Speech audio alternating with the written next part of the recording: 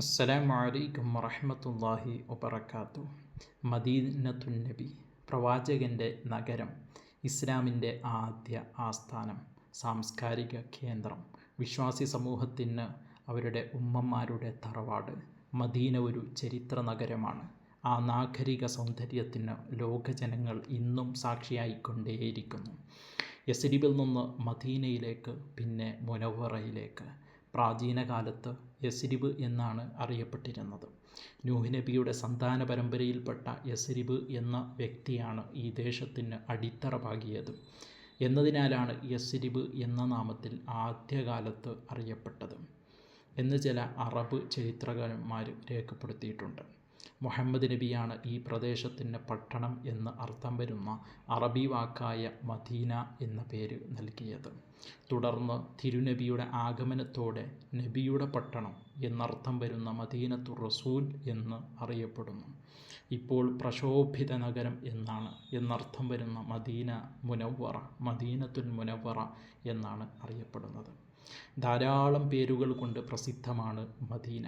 പ്രശസ്ത ചരിത്രകാരൻ അലിയു സംഹൂദി തൻ്റെ വഫ എന്ന കിതാബിൽ 94 പേരുകൾ പറയുന്നുണ്ട്. മദീനയുടെ മഹത്വം പറയുന്ന നിരവധി ഹദീസുകളുണ്ട്. അവയിൽ ചിലത് നമുക്ക് പരിചയപ്പെടാം. മഹാനായ അബൂ ഹുറൈറ റളിയല്ലാഹുവിൽ നിന്നും നിവേദനം ചെയ്യുന്ന ഒരു ഹദീസ്, മുത്തുനബി സല്ലല്ലാഹു അലൈഹി വസല്ലം തങ്ങൾ പറയുന്നുണ്ട്, എല്ലാ നാടുകളെയും തിന്നുന്ന ഒരു നാട്ടിലേക്ക് പോകാൻ എനിക്ക് കൽപ്പന കിട്ടി. ആളുകൾ അതിനെ യസ്രിബ് എന്ന് വിളിക്കുന്നു. അത് മദീനയാണ്.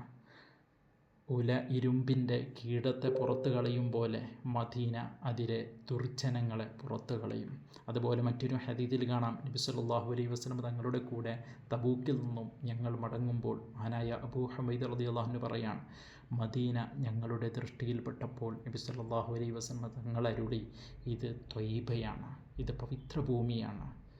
മഹാനായ സുഫിയാൻ റളിയല്ലാഹു അൻഹു പറയുന്നുണ്ട്, നബി സല്ലല്ലാഹു അലൈഹി വസല്ലം തങ്ങൾ അരുളുന്നത് ഞാൻ കേട്ടിട്ടുണ്ട്, യമന് ജയിച്ചടക്കപ്പെടും. അന്നേരം ഒരു വിഭാഗം ആളുകൾ വാഹനങ്ങളെ വേഗത്തിൽ ഓടിച്ചു കൊണ്ടുവരും. അവർ സ്വകുടുംബക്കാരെയും അവർക്ക് കീഴ്പ്പെടുന്നവരെയും കൂട്ടി മദീന വിട്ടുപോകും. അവർ അറിയുന്നവരാണെങ്കിൽ മദീന തന്നെയാണ് അവർക്ക് ഏറ്റവും ഉത്തമം. സിറിയയും ജയിച്ചടക്കപ്പെടും. അപ്പോൾ വാഹനങ്ങളെ വേഗത്തിൽ ഓടിച്ചുകൊണ്ട് ഒരു കൂട്ടം ജനങ്ങൾ വരും. അവർ അവരുടെ കുടുംബക്കാരെയും അവരെ അനുസരിക്കുന്നവരെയും കൂട്ടി മദീന വിട്ടുപോകും. അവർ ജ്ഞാനികളായിരുന്നുവെങ്കിൽ മദീന തന്നെയായിരിക്കും അവർക്കുത്തമം. ഇറാഖും ജയിച്ചടക്കപ്പെടും. അപ്പോഴും ഒരു വിഭാഗം മനുഷ്യർ വാഹനങ്ങളെ വേഗത്തിൽ ഓടിച്ചു കൊണ്ടുവരും. അവർ അവരുടെ കുടുംബക്കാരെയും അവരെ അനുസരിക്കുന്നവരെയും കൂട്ടി മദീന ഉപേക്ഷിച്ചു പോകും. മദീനയാണ് അവർ അറിവുള്ളവരായിരുന്നുവെങ്കിൽ അവർക്ക് ഏറ്റവും ഉത്തമം. ഇങ്ങനെ ഒരുപാട് ഹദീസുകളിൽ മദീനയുടെ മഹത്വം മുത്തുനബി സല്ലല്ലാഹു അലൈഹി വസല്ലം തങ്ങൾ വിളിച്ചോതിയിട്ടുണ്ട്. നിശ്ചയം ഈമാൻ ഒരു കാലത്ത് മദീനയിലേക്ക് ചുരുണ്ടുപോകും, സർപ്പം അതിൻ്റെ മാളത്തിലേക്ക് ചുരുണ്ട് കൂടുന്നത് പോലെ എന്ന് ഒരു ഹദീസിൽ. ലോകത്തെ ചുറ്റി സഞ്ചരിക്കുന്ന ദജ്ജാലിനെ സംബന്ധിച്ച ഭയം മദീനക്കാരെ ബാധിക്കുകയില്ല. അത് മദീനയ്ക്ക് 7 കവാടങ്ങളുണ്ടായിരിക്കും. ഓരോ കവാടത്തിലും ഈ 2 മലക്കുകളെ അല്ലാഹു തആല കാവൽക്കാരായി ഉണ്ടാക്കിയെടുക്കും. അല്ലാഹു തആല കാവൽക്കാരായി നിർത്തും. നബി സല്ലല്ലാഹു അലൈഹി വസല്ലം തങ്ങൾ മറ്റൊരു ഹദീസിൽ പറയുന്നുണ്ട്, മദീനയുടെ പ്രവേശന കവാടങ്ങളിൽ മലക്കുകൾ നിൽക്കും. പ്ലേഗോ ദജ്ജാലോ അതിൽ പ്രവേശിക്കുകയേയില്ല. ദജ്ജാൽ കാല് വെക്കാത്തൊരു രാജ്യവും ഇല്ല, മക്കയും മദീനയും ഒഴികെ. ആ രണ്ട് രാജ്യങ്ങളുടെയും സർവ്വ പ്രവേശനദ്വാരങ്ങളിലും മലക്കുകൾ അണിയണിയായി കാവല് നിൽക്കും. ശേഷം മദീന അതിൻ്റെ നിവാസികളോടുകൂടി 3 പ്രാവശ്യം കമ്പനം കൊള്ളും. അതിലുള്ള സർവ്വ സത്യനിഷേധികളെയും കപടവിശ്വാസികളെയും അള്ളാഹു പുറത്തു കൊണ്ടുവരും. നബി സല്ലല്ലാഹു അലൈഹി വസല്ലം തങ്ങൾ ദജ്ജാലിനെക്കുറിച്ച് ദീർഘമായി ഞങ്ങളോട് സംസാരിച്ചു. മഹാനായ അബൂ സഈദ് റളിയല്ലാഹു അൻഹു പറയാണ്, നബി സല്ലല്ലാഹു അലൈഹി വസല്ലം തങ്ങൾ ഞങ്ങളോട് പറഞ്ഞതിൽ പെട്ടതാണ്, ദജ്ജാൽ വരും, മദീന പ്രവേശം അവന് നിഷിദ്ധമാക്കപ്പെടും. അപ്പോഴവൻ മദീനയ്ക്ക് സമീപം ഒരു ചതുപ്പ് പ്രദേശത്തിറങ്ങും.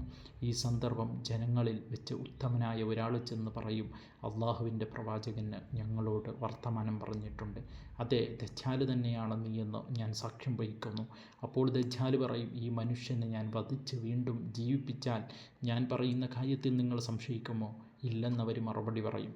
ദജ്ജാൽ ആ മനുഷ്യനെ കൊന്ന് വീണ്ടും ജീവിപ്പിക്കും. അപ്പോൾ ആ പുനർജനിച്ച മനുഷ്യൻ പറയും, അള്ളാഹു സത്യം, നീ ദജ്ജാലാണെന്ന കാര്യം ഇന്നത്തെ പോലെ മറ്റൊരിക്കലും എനിക്ക് ബോധ്യമായിട്ടില്ല. അപ്പോൾ ദജ്ജാൽ പറയും, ഞാൻ അവനെ കൊന്നുകളയട്ടെ, പക്ഷേ അദ്ദേഹത്തെ കൊല്ലാൻ അവന് സാധിക്കില്ല. എന്നിങ്ങനെ ബുഖാരിയിൽ തന്നെ അവിടുന്ന് ഹദീസുകൾ നിവേദനം ചെയ്യപ്പെട്ടതായി കാണാം. ഒരു ഗ്രാമീണന് വന്ന് മുത്തുനബി സല്ലല്ലാഹു അലൈഹി വസല്ലം തങ്ങൾക്ക് ഇസ്ലാമായി ജീവിച്ചു കൊള്ളണമെന്ന് ഉടമ്പടി ചെയ്തു. അടുത്ത ദിവസം പനി ബാധിച്ചവനായി അയാൾ നബി സല്ലല്ലാഹു അലൈഹി വസല്ലം തങ്ങളുടെ അടുക്കൽ വന്നു. അങ്ങനെ അയാൾ പറഞ്ഞു, എൻ്റെ ഉടമ്പടി ദുർബലപ്പെടുത്തുവാൻ എന്നെ അനുവദിച്ചാലും എന്ന് 3 പ്രാവശ്യം പറഞ്ഞു. നബി സല്ലല്ലാഹു അലൈഹി വസല്ലം തങ്ങൾ വിസമ്മതിക്കുകയും ചെയ്തു. അവിടുന്ന് അരുളി, മദീന ഇരുമ്പ് കിടത്തെ ശുദ്ധീകരിക്കുന്ന ഉല പോലെയാണ്, നല്ലതിന് അത് പിടിച്ചു നിർത്തുകയും ചെയ്യും. മറ്റൊരു ഹദീസിൽ പറയുന്നുണ്ട്, നബി സല്ലല്ലാഹു അലൈഹി വസല്ലം തങ്ങൾ ഉഹദ് യുദ്ധത്തിലേക്ക് പുറപ്പെട്ടപ്പോൾ അവിടുത്തെ ചില അനുചരന്മാർ മടങ്ങിപ്പോന്നു. അപ്പോൾ ഒരു വിഭാഗം പറഞ്ഞു, നമുക്ക് അവരോട് യുദ്ധം ചെയ്യണം. മറ്റൊരു വിഭാഗം പറഞ്ഞു, നാം അവരോട് യുദ്ധം ചെയ്യരുത്. അപ്പോൾ സൂറത്ത് നിസായിലെ 88-ാമത്തെ സൂക്തം അവതരിപ്പിക്കപ്പെടുകയാണ്. നബി സല്ലല്ലാഹു അലൈഹി വസല്ലം തങ്ങൾ പറഞ്ഞു, മദീന ദുഷ്ടന്മാരായ മനുഷ്യരെ പുറത്താക്കും. അഗ്നി ഇരുമ്പിൻ്റെ കിടത്തെ പുറത്താക്കുന്നത് പോലെ മദീന ദുഷ്ടന്മാരായ ആളുകളെ പുറത്താക്കും. അനസ് റളിയല്ലാഹു അൻഹു നിവേദനം ചെയ്യുന്ന ഒരു ഹദീസിൽ നബി സല്ലല്ലാഹു അലൈഹി വസല്ലം തങ്ങളുടെ പ്രാർത്ഥന പറയുന്നുണ്ട്, അല്ലാഹുവേ, നീ മക്ക രാജ്യത്തിന് ചെയ്തതിൻ്റെ ഇരട്ടി നന്മ മദീനക്ക് ചെയ്യണമേ. മദീനയുടെ ചരിത്രം ലോകത്തോട് വിളിച്ചറിയിക്കുന്ന ചില ചരിത്ര കേന്ദ്രങ്ങൾ കൂടിയുണ്ട്. അവയിൽ ചിലത് നമുക്കൊന്ന് പരിചയപ്പെട്ടാലോ. മസ്ജിദുൽ ഖുബ. മദീന പ്രദേശത്ത് മുത്തുനബി സല്ലല്ലാഹു അലൈഹി വസല്ലം എത്തിയപ്പോൾ താമസമാക്കിയത് ഖുബായിലായിരുന്നു. അംർ ബിൻ ഔഫ് റളിയല്ലാഹു അൻഹുവിൻ്റെ പരമ്പരയിൽപ്പെട്ട കുൽസൂം ബിൻ ഹിദ്മയുടെ വീട്ടിലായിരുന്നു. അവിടെ തരിശുഭൂമിയിൽ നബി സല്ലല്ലാഹു അലൈഹി വസല്ലം തങ്ങളുടെ നേതൃത്വത്തിൽ ഒരു പള്ളി നിർമ്മാണം നടത്തി. തിരുനബി സ്വന്തമായി കല്ലും മണ്ണും ഇതിൻ്റെ നിർമ്മാണത്തിനായി ചുമന്നുവെന്ന് സ്വഹാബികൾ സാക്ഷ്യം വഹിക്കുന്നുണ്ട്. AD 622 നിർമ്മാണം കഴിച്ചത്. തഖ്വയുടെ മേൽ എടുപ്പ് കഴിപ്പിച്ച പള്ളി എന്ന വിശുദ്ധ ഖുർആനിൽ പറയപ്പെട്ടത് ഖുബായെ പറ്റിയായിരുന്നു. മുആദ് ബിൻ ജബൽ റളിയല്ലാഹു അൻഹുവിനെയാണ് ഇമാമായി നിശ്ചയിച്ചത്. എല്ലാ ശനിയാഴ്ചയും നബി സല്ലല്ലാഹു അലൈഹി വസല്ലം തങ്ങൾ അവിടെ പോകാറും നിസ്കരിക്കാറുമുണ്ടെന്ന് ചരിത്രകാരന്മാർ രേഖപ്പെടുത്തുന്നുണ്ട്. മസ്ജിദ് ഖുബായിൽ വെച്ച് നിസ്കരിച്ചാൽ ഒരു ഉംറയുടെ പ്രതിഫലമുണ്ടെന്ന് തിരുനബി സല്ലല്ലാഹു അലൈഹി വസല്ലം തങ്ങൾ പഠിപ്പിക്കുന്നുണ്ട്. 1986 അവസാനമായി ഫഹദ് രാജാവിൻ്റെ നേതൃത്വത്തിൽ പുതുക്കി പണിതതാണ് ഇന്ന് കാണുന്ന രൂപം. ജനബാഹുല്യമാണ്. ഇപ്പോഴും സന്ദർശകർ മസ്ജിദുൻ നബവിയിൽ നിന്ന് ഏകദേശം 3 കിലോമീറ്റർ അകലെയാണ് മസ്ജിദുൽ ഖുബ സ്ഥിതി ചെയ്യുന്നത്. മറ്റൊന്നാണ് മസ്ജിദുൽ ജുമുഅ. മദീനയിലേക്ക് ഹിജ്റ വന്ന മുത്തുനബി സല്ലല്ലാഹു അലൈഹി വസല്ലം തങ്ങൾ ഖുബാ പള്ളി സ്ഥാപിച്ച് കുറച്ച് നാൾ അവിടെ തങ്ങിയ ശേഷം തിരുനബി വീണ്ടും യാത്ര തുടർന്നു. ഒരു വെള്ളിയാഴ്ചയായിരുന്നു യാത്ര. ബനു സാലിം ബിൻ ഔഫ് ഗോത്രത്തിൻ്റെ വാസസ്ഥലത്തെത്തിയപ്പോൾ ജുമുഅ നമസ്കരിക്കാൻ സമയമായി. അവിടെയുള്ള വാദി സുൽബ് എന്ന സ്ഥലത്ത് വെച്ച് 100ഓളം വരുന്ന അനുചരന്മാർക്കൊപ്പം നബി സല്ലല്ലാഹു അലൈഹി വസല്ലം തങ്ങൾ ജുമുഅ നിർവഹിക്കുകയാണ്. നബി സല്ലല്ലാഹു അലൈഹി വസല്ലം തങ്ങൾ നിർവഹിച്ച ആദ്യത്തെ ജുമുഅയാണത്. ആ സ്ഥലത്ത് നിർമ്മിച്ച പള്ളിയാണ് മസ്ജിദ് ജുമുഅ. ഖുബാ മസ്ജിദിനും മസ്ജിദുൻ നബവിക്കും ഇടയിലാണ് മസ്ജിദുൽ ജുമുഅ സ്ഥിതി ചെയ്യുന്നത്. മറ്റൊരു പള്ളിയാണ് മസ്ജിദുൻ നബവി. ഹിജ്റ യാത്രയിൽ ഖുബായിൽ നിന്ന് യാത്ര തുടർന്ന തിരുദൂതർ സല്ലല്ലാഹു അലൈഹി വസല്ലം മദീനയിൽ എത്തിച്ചേർന്നു. പലരും ഒട്ടകത്തിനെ പിടിച്ചു നിർത്തി തിരുനബിയെ ഇറക്കാൻ ശ്രമിച്ചെങ്കിലും മുത്തനബി സല്ലല്ലാഹു അലൈഹി വസല്ലം തങ്ങൾ അവരോട് പറഞ്ഞു, നിങ്ങൾ അതിനെ വിട്ടുക, അതിനോട് കൽപ്പിക്കപ്പെട്ടിട്ടുണ്ട്. ശേഷം ഖസ്വാ എന്ന് പേരായ ആ ഒട്ടകം തിരുനബിയെയും വഹിച്ച് സുഹൈൽ എന്ന 2 യതീം കുട്ടിയുടെ സ്ഥലത്ത് മുട്ടുകുത്തി. ആ സ്ഥലം വിലക്ക് വാങ്ങി തിരുദൂതർ സല്ലല്ലാഹു അലൈഹി വസല്ലം തങ്ങൾ പള്ളി നിർമ്മിച്ചു. അതുതന്നെയാണ് മസ്ജിദുൻ നബവി എന്ന് അറിയപ്പെടുന്നത്. അവിടെ തന്നെയാണ് നബി സല്ലല്ലാഹു അലൈഹി വസല്ലം തങ്ങളുടെ ഭവനവും നിലനിൽക്കുന്നത്. മസ്ജിദിന് 3 വാതിലുകളാണ് ഉണ്ടായിരുന്നത്. തെക്കുഭാഗത്ത് ബാബു റഹ്മ, പടിഞ്ഞാറ് ഭാഗത്ത് ബാബു ജിബ്രീൽ, കിഴക്ക് ഭാഗത്ത് ബാബു നിസ. 7 വർഷത്തിന് ശേഷം AD 629 മസ്ജിദിൻ്റെ വലിപ്പം ഇരട്ടിയാക്കി. പള്ളിയോട് ചേർന്ന് പാഠശാലയും മറ്റും സ്ഥാപിച്ചു. AD 707 ഉമവിയ്യ ഖലീഫ വലീദ് ബിൻ അബ്ദുൽ മലിക് പഴയ മസ്ജിദ് മാറ്റി വലുതാക്കി പണിതു. ഈ ഘട്ടത്തിൽ മസ്ജിദിൻ്റെ നീളവും വീതിയും 84,100 മീറ്റർ വീതമായിരുന്നു. ഒപ്പം തേക്കിൽ തീർത്ത മേൽക്കൂരയും പണിതു. ചുമരുകൾ അലങ്കരിച്ചു. അബ്ബാസിയായ ഖലീഫ അൽ മഹദി പള്ളിയുടെ വടക്ക് ഭാഗം വീണ്ടും വിപുലമാക്കി. കിഴക്കും പടിഞ്ഞാറും 8 വീതവും വടക്ക് 4 20 വാതിലുകളും അദ്ദേഹം പണിതു. പിന്നീട് സൗദി രാജവംശമാണ് ആധുനികവൽക്കരിച്ചത്. ഇവർ തന്നെയാണ് ലൈബ്രറിയും സ്ഥാപിച്ചത്. അബ്ദുള്ള രാജാവിൻ്റെ കാലത്താണ് നവീകരണം നടന്നത്. തിരുനബി സല്ലല്ലാഹു അലൈഹി വസല്ലമയുടെ അന്ത്യവിശ്രമം ഇവിടെയായതിനാൽ സന്ദർശനം ജനനിബിഡമാണ്. ഹജ്ജിനും ഉംറക്കും വരുന്നവർ തിരുനബിയെ സിയാറത്ത് ചെയ്യാതെ സ്വന്തം ദേശങ്ങളിലേക്ക് മടങ്ങാറില്ല. ആരെങ്കിലും എന്നെ സന്ദർശിച്ചാൽ അവന് ജീവിതത്തിൽ എന്നെ സന്ദർശിച്ചവനെ പോലെയാണെന്ന് എന്നാണല്ലോ തിരുവചനം. മസ്ജിദുൻ നബവിയിൽ നിസ്കരിച്ചവന് 1000 ഇരട്ടി പ്രതിഫലം ലഭിക്കുമെന്ന് മുത്തുനബി സല്ലല്ലാഹു അലൈഹി വസല്ലം തങ്ങൾ പഠിപ്പിക്കുന്നുണ്ട്. സഈദ് ബിൻ മുസയ്യിബ് റളിയല്ലാഹു അൻഹു, ഇമാം മാലിക് റളിയല്ലാഹു അൻഹു തുടങ്ങിയ മഹത്തുക്കൾ ദർസ് നടത്തിയ പള്ളിയാണിത്. ഇമാം ഷാഫിഈ റളിയല്ലാഹു അൻഹു, മാലിക് ഇമാം റളിയല്ലാഹു അൻഹുവിൻ്റെ ശിഷ്യത്വം സ്വീകരിച്ചത് ഇവിടെ നിന്നായിരുന്നു. മറ്റൊരു പള്ളിയാണ് മസ്ജിദുൽ ഖിബ്ലത്തൈൻ. മുത്തുനബി സല്ലല്ലാഹു അലൈഹി വസല്ലമയുടെയും ഇസ്ലാമിക ചരിത്രത്തിലെയും സുപ്രധാന സംഭവം നടന്ന പള്ളിയാണ് മസ്ജിദുൽ ഖിബ്ലത്തൈൻ. മദീനയുടെ പടിഞ്ഞാറ് ഭാഗത്തുള്ള ഹർറത്തുൽ വബറ പർവ്വതത്തിൻ്റെ വടക്ക് പടിഞ്ഞാറ് ഭാഗത്ത് അഖീഖുസ്സുവറ താഴ്വരക്ക് അഭിമുഖമായിട്ടാണ് മസ്ജിദ് ഖിബ്ലത്തൈൻ സ്ഥിതി ചെയ്യുന്നത്.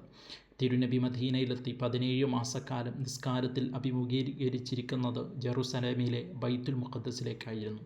എന്നാൽ ശേഷം വിശുദ്ധ ഗേഹം കഅബയിലേക്ക് ഖിബ്ല മാറ്റാനുള്ള ഉത്തരവ് ഖുർആനിലൂടെ ലഭിച്ചു.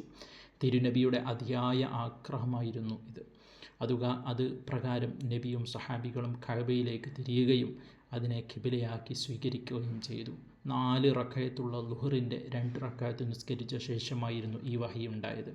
അതിനാൽ ബാക്കി 2 റക്അത്ത് കഅബക്ക് നേരെ തിരിഞ്ഞാണ് മുത്തുനബി സല്ലല്ലാഹു അലൈഹി വസല്ലം തങ്ങളും അനുചരന്മാരും നിസ്കരിച്ചത്. ഒരു നേരത്തെ നിസ്കാരം 2 വ്യത്യസ്ത ഖിബ്ലകളുടെ നേരെ തിരിഞ്ഞ് നിന്ന് നിസ്കരിച്ചതിനാൽ അതുമുതൽ 2 ഖിബ്ലകളുള്ള പള്ളി എന്നർത്ഥം വരുന്ന മസ്ജിദ് ഖിബ്ലത്തൈൻ എന്ന പേരിൽ അറിയപ്പെട്ടു. പുണ്യ റൗള. തിരുനബി സല്ലല്ലാഹു അലൈഹി വസല്ലം തങ്ങൾ അന്ത്യവിശ്രമം കൊള്ളുന്ന സ്ഥലത്തിനാണ് റൗള ഷരീഫ്, പുണ്യ റൗള എന്ന് പറയുന്നത്. സ്വർഗീയ സ്ഥാനമെന്ന് മുത്തുനബി സല്ലല്ലാഹു അലൈഹി വസല്ലം തങ്ങൾ പറഞ്ഞ ഇടമാണിത്.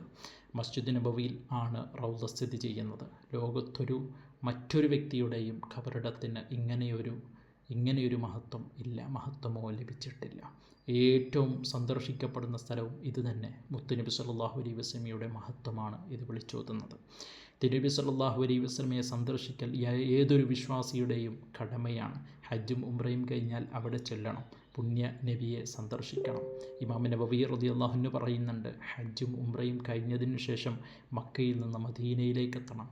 തിരുനബിയുടെ വിശുദ്ധ റൗള സിയാറത്തിനാണത്. ഏറ്റവും പുണ്യമായ ആരാധനയാണത്.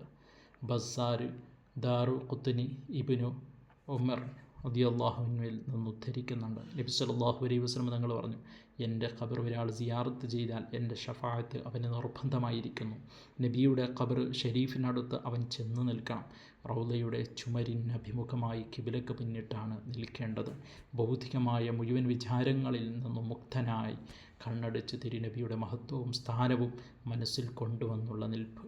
ശേഷം ശബ്ദമുയർത്താതെ സലാം പറയണം. ആരെങ്കിലും സലാം പറഞ്ഞ് ഏൽപ്പിച്ചതുണ്ടെങ്കിൽ അതും അവിടെ പറയണം. ശേഷം സിദ്ദീഖ് റളിയല്ലാഹു അൻഹു, ഉമർ റളിയല്ലാഹു അൻഹു എന്നിവർക്ക് സലാം പറയണം.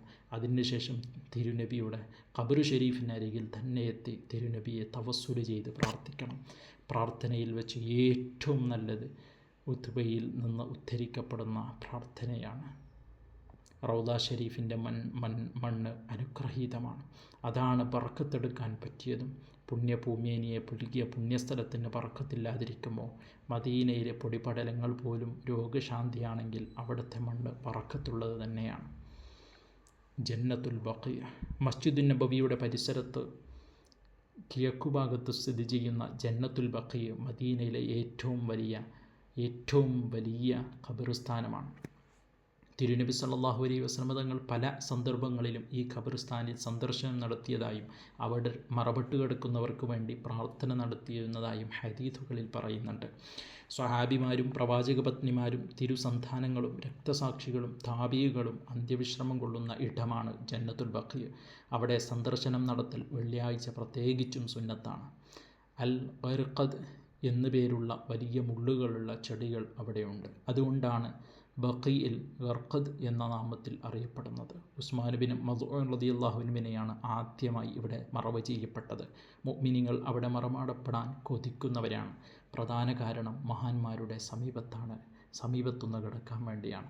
അതുപോലെ തന്നെ തിരുനബി സല്ലല്ലാഹു അലൈഹി വസല്ലം തങ്ങൾ പറഞ്ഞു, അവിടെ കിടക്കുന്നവർക്ക് അന്ത്യനാളിൽ ശുപാർശ ലഭിക്കുമെന്ന്, അവിടെയുള്ളവർക്ക് നിർഭയരായി എണീക്കാമെന്ന്, പുനർജന്മം ലഭിച്ച് അവിടുന്ന് ബഖീൽ ചെന്ന് അവിടെയുള്ളവർ തിരുനബിയോടൊപ്പമാണ് പുനർജന്മം നൽകുക എന്ന്. ഇതുകൊണ്ടെല്ലാമാണ് ലോകം മുഴുവനുമുള്ള വിശ്വാസി വൃന്ദങ്ങൾ ഈ മണ്ണിൽ മരിച്ചു വീഴാൻ അഭിലാഷവുമായി നടക്കുന്നത്. അതാണ് മഹത്തുക്കൾ പാടിയത്, സർവോത്തമരായ മുത്തുനബിയുടെ ജാഹു കൊണ്ട് എല്ലാ ബുദ്ധിമുട്ടുകളിൽ നിന്നും എന്നെ രക്ഷിക്കണേ നാഥ.